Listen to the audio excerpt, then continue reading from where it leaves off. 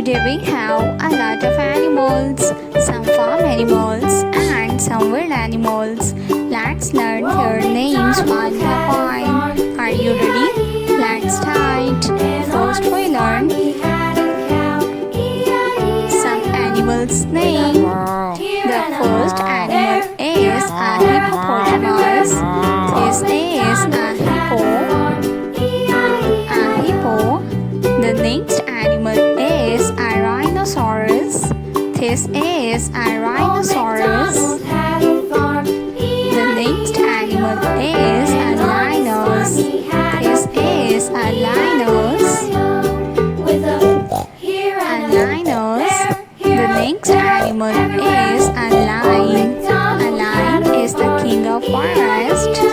This is a lion. The next animal is a deer. This is a deer. The next animal is a panda. This is a panda. A panda is a bird animal. The next animal is a cow. A cow is a farm animal. The next animal is a tiger. This is a tiger. A tiger is a bird animal.